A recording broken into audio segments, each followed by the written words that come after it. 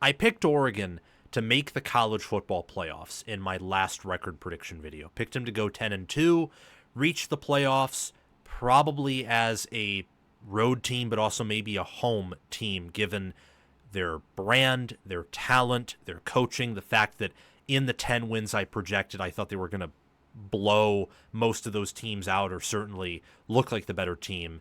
And then I said they'd lose to an inferior opponent, whether one of those weird travel games or Indiana or maybe USC at home, and then that they'd lose to Penn State. Well, I've changed a little bit here. The Oregon Ducks, I think, have one of the brightest futures in the Big Ten in college football, and I think that this was revealed last season and probably even the season before that, just by how Lanning has recruited, developed. He's won more games every year than the year prior. Now, that will be hard to replicate this year, winning 14 games while returning less than half of your 2024 production, and much of your two deep is made up of freshmen and true freshmen and sophomores. You don't have a lot of seniors, don't even have a lot of juniors. So it's going to be interesting seeing how Lanning and his staff put this all together. But nonetheless, they went 13-1, 9-0. It feels like everyone has forgotten about them after that Rose Bowl. And I feel like they're criminally underrated. I mean, just the other day I saw that CBS released a ranking, they said power rating, power ranking, not a end of season record prediction, just a straight up ranking of who they think would be better on a neutral field. And they ranked Illinois ahead of Oregon. Before we resume this segment, please take a few seconds of your time to make sure you have liked the video, subscribe to the channel, hit the notification bell for the channel and for any team podcasts and playlists linked in the description, and also comment your thoughts down below in the comment section and join my Discord server via the description. All of those things I just asked you to do are completely free, and they sign you up for things related to my channel, or they don't sign you up for anything. No cost to you, and all the benefit to you because we release daily college football content here on College Football with Sam.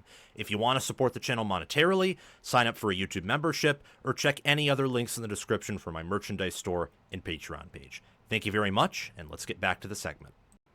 That is just insane. It's insane. It's beyond bonkers. I mean, when I look at Oregon right here, right now, they are plus 340 to win the Big Ten. Illinois is plus 4,200, tied with Indiana. Oregon is minus 230 to reach the playoffs. Illinois is in the plus 500s, guys. And their strength of schedule rank per FPI is 25th. Their win total is 10.5.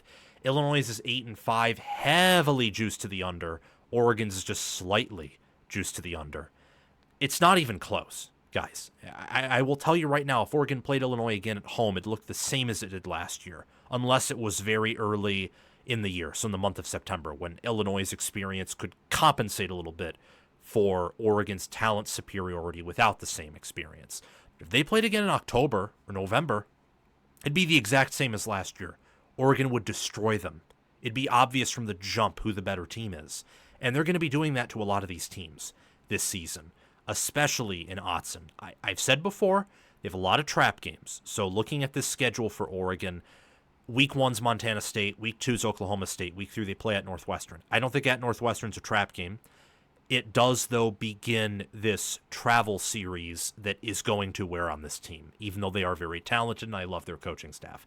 Week 4, they host Oregon State in the Civil War.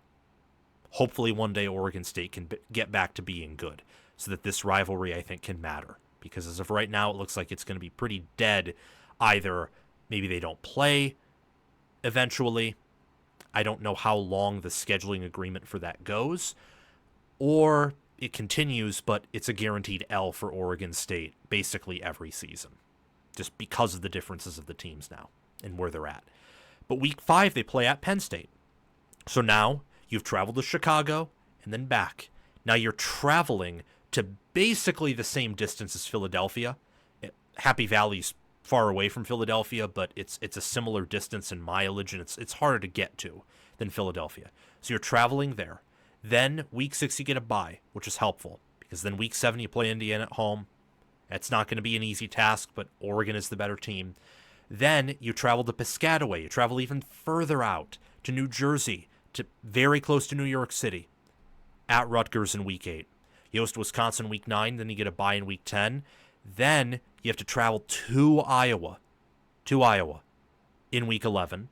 Then you host Minnesota week 12, USC week 13. Then you have to travel to Washington, which is not nearly as far of a distance, but it's going to be a much harder place to play than any of the other road games except for Penn State on the road. And Washington, I imagine by the end of the year, is going to be good enough to maybe cause some problems for the Ducks. That's a hard travel schedule. It is. Now, I think the Big Ten did a bit of a kindness to where none of those long road trips outside of Northwestern week 3 and Penn State in week 5 are separated by fewer than 2 weeks. So that's good. But that's still going to wear on this team a little bit. And I think that was part of the reason I factored in 10-2. But more importantly is just how young the team is. And I think that they are going to start off. It would not shock me if they started the year off not being a top 10 caliber team, which is kind of how they started off the year last year. The way they played against Boise State and how they played against Idaho was not indicative of a top 10 team. It wasn't. I mean, even FPI kicked them out of the top 10 temporarily. And then I think by week 3 or 4, they were right back in there. This is a team that is going to be young. I imagine against Montana State and Oklahoma State, given how Lanning has handled the game against Idaho last year, even Boise State, just, you know, how he was patient letting the offensive line and those players who were injured recover. I would not be shocked if there are any injuries or players that he wants to play just aren't ready yet, if he takes those games as sort of what they are, where they should be guaranteed wins, so you don't need to play your best ball to win those. Wouldn't be shocked if they started off slow. And if maybe that period, because of the lack of experience, extended into the entire month of September, or even parts of October. Or maybe it would just be the first 2 weeks of September again, or maybe they don't start off slow at all. Nothing's certain. And I like quarterback. I'm a fan of Dante Moore. I think he'll be a top 15 quarterback nationally. I like Mackay Hughes. I think he's going to be an All-American running back. The starting offensive line's very, very good. It's an elite starting offensive line. I think it'll be top 10. There are concerns there, though, for me when it comes to depth. I think that the Big Ten on the offensive line this year, unless your name's really Penn State, you have a lot of questionable depth. A lot of questionable depth, unless your name is Penn State. I think Ohio State has some. I think Oregon has some. The starters for Oregon and the starters for Penn State, I think, will have some comparability. I think those are going to be the 2 best starting O-lines in the Big Ten, and I think that Indiana, Iowa, and maybe Rutgers can compete for that. But you get more into the weeds, and Ohio State and Oregon and Penn State just have more depth than your Illinois, Iowa, and Rutgers do there. That's especially important on the O-line where injuries are common. Michigan does, and I think Michigan actually might even have more depth on the O-line than Oregon and Ohio State, but they do not have the proven starters, certainly compared to Oregon. And then Penn State, I think, is in a tier of their own in terms of offensive line play, which is part of the reason why I have Oregon improving their record.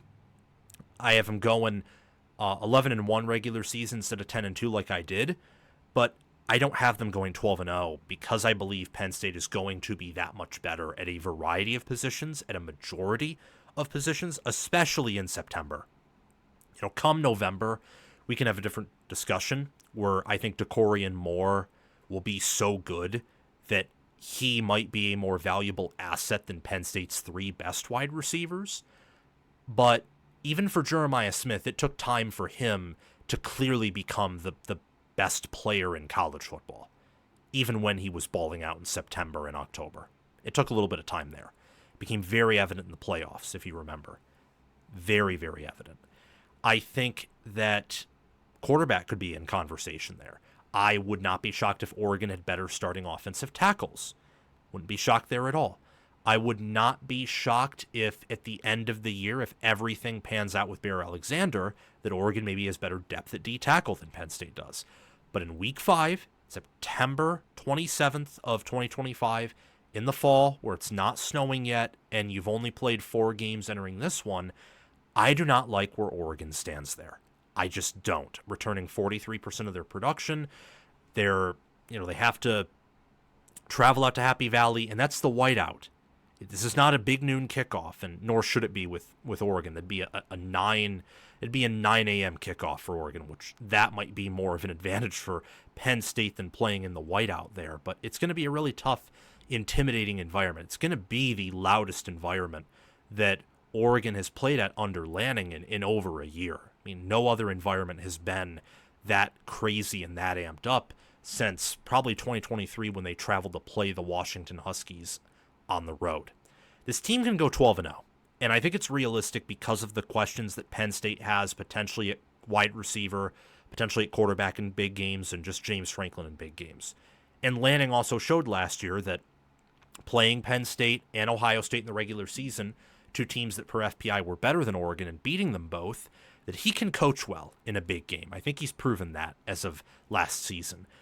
And it's a realistic ceiling, but you also have, I think, a realistic floor of 8-4, if I'm being honest with you. I mean, they could lose to Penn State, and then they could lose in an upset fashion to Rutgers.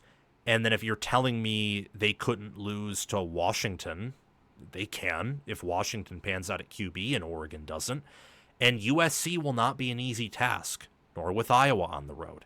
That is if everything goes absolutely bad, but I think given the youth and given the inexperience, and also the fact that they have some older pieces. So Lupoy at staff has been there for a while, and Moore at QB has been there for now 2 years and played at UCLA. They have pieces, though, that though they are talented and they're not proven to be awful, if things just don't pan out, I think things could go south. Not picking it to happen. Again, I'm picking them to go 11-1, and then I think that they'll be in a tiebreaker. They'll be tied for second, not straight up second place, but they'll be tied there, but get the tiebreaker. I have Michigan going 10-2, 8-1. I'm not changing that, but I think that Oregon will get the nod over Michigan due to their opponents having, on average, more conference wins than Michigan's average opponent, and therefore they'll get the nod to go to Indy. They'll be the Big Ten runner-up, where they will once again play Penn State, once again lose that game, and they'll get a home game for sure in the college football playoff. Now looking at just some other predictions that I have for the Ducks. On the Scoville scale, Oregon, I think their offensive line will reload and be a top 10 unit in 2025. Now, depth-wise, they didn't have a lot there last year. They just did not. But they were healthy for much of the year and when it mattered. That is not a guarantee at all, but I think they're starting offensive line and offensive line overall, because unless your offensive line is injured, the starters are mostly what matter. You don't rotate on the offensive line unless you absolutely have to. I think it'll reload and be a top 10 unit in 2025, and I don't think this is very bold at all, looking at their starters. Now, if they get hurt, things change very, very, very quickly, but that's for most of the Big Ten. I mean, if Penn State loses one of their tackles, I think they can basically go on exactly the same, because they're so deep there, to a lesser degree on the interior, but I still think they're pretty deep there as well. Penn State is the exception to the rule, though, with offensive line recruiting, because over 2/3 of their offensive line are 4-star and 5-star players, and I think about half of them are like higher level 4-star, 5-star players. So guys that flirted with being a 5-star at one point, or at least flirted with being a top 100 player if they're not a top 100 or 5-star player. They're an exception to the rule. It's the same thing with Alabama-type depth. Texas-type depth, I think, is more so developmental than just the amount of blue chippers they have there. And I would also say Georgia's in that category. Miami, I'd put in that category. I'd probably put Florida in that category, given how old and big they are there. But very few teams have good offensive line depth right now, especially with the portal. And I think there's been more of an emphasis due to a reaction of the spread offense. And this is kind of a lagging indicator. A lot of teams have focused more on wide receivers. A lot of camps, a lot of trainers have focused on wide receivers, especially since I think there's a different type of personality with an offensive lineman and wide receiver. So now you can find good receivers in abundance. You can't find good offensive linemen in abundance. So any depth concerns about Oregon, I'm just tabling those on the offensive line until an injury shows up. Medium prediction. At the end of 2025, Oregon will be almost as good as they were in 24, and they'll also go to Indy. So I'm not picking them to entirely reload. I think that if everything were to pan out, this team is a higher ceiling than it did last year, just not by virtue of the fact that Moore is a higher ceiling than Gabriel. They return Matayo, Uiagalelei, and Teitum Tuioti. Betcher is a walk-on, but they have some talented linebackers who will play alongside of him. And in the secondary last year, most of those guys were around 5'10", 5'11", maybe one or a few of them were 6 foot. But this new secondary should be taller, and they are Lanning's guys, like only developed and recruited by him for the most part, outside of Dylan Thieneman and Theron Johnson, who've played in the Big Ten. Oregon's relying on the portal less and less. That's because they trust their talent and development more than they ever have. So consequentially, I think this team has a higher ceiling than last year's team did. However, they also have a lower floor. So kind of averaging those two out leads me to think that this team will come close to reloading, but not quite. They'll still go to Indy, though. My hot prediction is that the Ducks will have multiple freshmen play on defense at a high level. This is redshirt freshmen or true freshmen. I think that Na'eem Offord will play. I think that Trey McNutt will play. I think that Elijah Rushing will play for Oregon. Absolutely love what he could bring to the defensive line. They may have the deepest defensive end group in America. If you look at their two deep, they could. If you go deeper than that, probably not. But then again, how deep is any position in college football right now if you're looking at their three deep? Just be honest. I think that right now, Ife Obadegwu, yeah, that's how you say his name. I think Ife Obadegwu will perform at a high level. I think that he will be in the rotation for sure. And then they return Jalil Florence, who did he recover from an injury? Yeah, I think he recovered from an injury. Right now he's projected to start at field side cornerback. He's not a freshman, but still, it's just something that I wasn't aware of. I, for whatever reason, expected it to be Theron Johnson and Ife Obadegwu who were going to start, but I guess Florence was hurt. My apologies to any Oregon fan if you're shocked or disappointed that I didn't know that. Hard to follow every player. I also think that, Braden Platt could have some playing time. Aaron Flowers could have playing time. Kingston Lopa is a redshirt freshman projected to start at free safety. So they'll have multiple freshmen play on defense at a high level. My scorching prediction is that Oregon will lose to Penn State. I'm still holding on to this, even though I think Oregon will win an additional game more than I thought a month ago, and I think they're a little bit better than I thought a month ago. I think Penn State is going to manhandle Oregon just that early. But I think by the end of the year, Oregon will be good enough to manhandle a team in USC that I'm very high on. I think Oregon in November, especially in December, is going to be a different team and a better team than they were in the month of September. And they could avenge Penn State and Indy. It'll be a neutral field game. Oregon will catch up to their potential more than Penn State will, because Penn State's going to start the year kind of playing closer to their potential with more experience. And then my Hellfire prediction is that Dante Moore will have 1,000 or more receiving yards and be better than Ryan Williams. Not just the Ryan Williams of last year, could even be better than the Ryan Williams of this year. He's going to be absolutely amazing. Amazing true freshman. And look, this young Oregon team I think is going to be really damn good. They're going to be one of the top 5 teams in college football this year when it's all said and done. Will they start off that high? I don't think so. There's a variety of teams who I think will start better than Oregon. I think that Alabama will. I believe that Ohio State will start off better.